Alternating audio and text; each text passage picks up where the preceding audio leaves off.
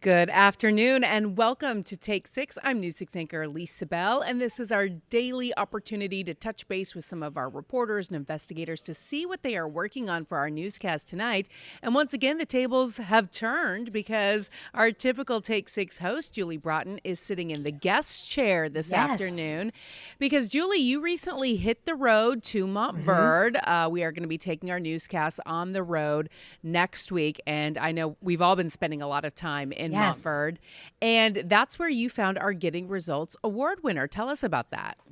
Well, one of the really cool things about WKMG Hits the Road is it gets us out of our comfort zone a little bit too. We get to go to places maybe we don't spend a lot of time. So probably about a month or so ago, I work on the Getting Results Award and Getting Results in our schools with our photojournalist and producer, Paul Giorgio. And he came up to me one day and he was like, "Hey, you just want to go drive around Montverde and see what we find." So we hopped in the car and off we went, and we were just looking for stories and looking for interesting people. And we drove into a parking lot of a very small shopping complex, and we saw a sign over a boutique, and it said a not-for-profit foundation. So we hopped out of the car and went in, and that was actually the Fireflies Boutique. And we walked in and we felt so welcome. There it is. So that's the view as we were going in. And it is a resale marketplace, and it's a nonprofit that supports a group called the Group Life Foundation. So the owner is Lynn Riffle. There you see some people shopping there. And also notice that Louis Vuitton. This is a very high-end resale market. So many beautiful items. There you see some Ted Baker. So the blonde woman there in the middle, that is Lynn Riffle. She's the owner of this store. She runs it with her daughter, Victoria Piscitano. And that young lady that you just saw working the cash register, her name is Sarah. And so she's one of the young women that lives in these group homes. So we were asking about the group homes, and therefore adults who have sort of developmental disabilities or anything that might prevent them from being able to live on their own. And so the money that is made, 100% of the proceeds from this shop go to support those endeavors. And they were saying that a lot of these young women, they get maybe $150 a month. And so they don't have money to do things like go to Disney, go to dinner, celebrate birthdays. There's just not a lot of extra money there for them to live well and thrive. And so that's what this money is for. And that woman, Lynn, she owns 3 group homes for young women. Yeah. And at those homes, she was also telling us they have farms, they have goats, all of these different things to really provide just this wonderful living environment. So we got to talk to Lynn, we got to look around the store, we got to meet some of the young ladies who live in the group homes and who also work in the store. So they're learning life skills. And it just is a really beautiful story with really beautiful people. And so, as usual, Yeah.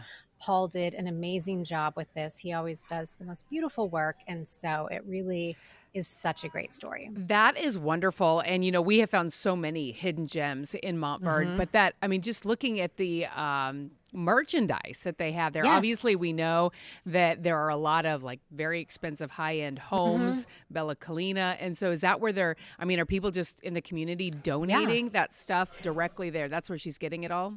Yeah, and she said that they've had such amazing community support. And Mm-hmm. the Riffle family, they've been in Montverde for generations. They still live on the same property that they've had in their family for 3 or 4 generations. So they're very well connected in Montverde. They know a lot of people there. And she Mm-hmm. said when they opened the store, which they just opened, I'm trying to remember, it's recent. It was right around the holidays. So this is new. And they've had just amazing support from the community. Everyone brings in their items. A lot of people who are connected with Montverde Academy bring in donations, and it was just such incredible merchandise. They have home goods as well, and they said that they're very particular about what they take because they want it to feel like a boutique when you walk in, and it does. It feels like a boutique, it smells like a boutique, it's just beautiful put together, and it really is amazing all that they're able to do. One of the young women that I spoke to, she was able to take some friends and celebrate her birthday at Busch Gardens because of this nonprofit. And that's something that just with the money that she's allocated from the state would never have been a possibility. So it really is enhancing the lives of these young women. Yeah, I'm trying to see. I've pulled up the Montverde map right now on my phone because I Okay. want to. Obviously, we're going to be up there next Wednesday. I want to Hmm. check out this store. I was recently up there doing a Yeah. Florida foodie, and it looks like it's near where I was just the other day, which is Willie's Barbecue and Orange Hmm. Blossom Candies and Cream. It seems like it's right Yes. across from there. Yeah, it's in the same plaza as Yeah. that candies and cream place because we wanted Okay. to stop in there, but you only have so much time when you're Right, right. up there working on these stories. Okay. Well, good. Well, I will definitely be looking forward to your story tonight. Yes. Yes, And it airs at 5:30. okay. And then when we're there in Montverde next week, I want to go do a little retail therapy with you. So we'll have to check it out again. It is great. And Yeah. you saw the video of the Louis Vuitton bag. They also authenticate everything that comes in. So you don't Wow. have to worry if you get something there. They've gone through the process of making sure that it is what it claims to be. You're not going to go there and buy something and then later find out that it Right. was fake. Cool. Very cool. Yeah. What's Yeah. not cool is the temperature outside. It's a hot day. Yeah. Yeah, we could be breaking some records today. Yeah. Did you take Lucy for her morning walk today? I know My you and Lucy like to husband put in did. some miles. Yeah, my Okay. husband did. Yeah. So, When Jake and I went outside this morning, even he just kind of laid in the grass. He's like, lady, it is hot. So here's a yeah. look at your 7-day forecast. We will be nearing records today. So the record high in Orlando, I just finished the noon show with Candace. I believe she said it was set in 1915. So that is a long-standing record. If we hit 97, which we are expecting to, we will tie that record. We could see a few isolated sea breeze showers today. And then tomorrow, 95. So not quite as hot, but I want you to pay attention to Friday night and into Saturday. We do have a slight risk of some severe weather, just a very low threat of some severe storms as a front drops in from our north. The greatest threat will be Friday night into Saturday morning, but behind that front will be cooler. Always kind of funny to refer to a cold front bringing us a high of 91 on Saturday, but the thing you have to remember with fronts is they're relative. So we will be cooler relative to what we are today. And then Mother's Day, if you have outdoor plans, I think it will hold up nicely. Should be mostly dry with a high of 89. And then Monday, Tuesday, and Wednesday, our rain chances go back up to about 40 to 50%. We'll be watching for the potential of thunderstorms with that. Things have been so dry for us. We really do need that rain.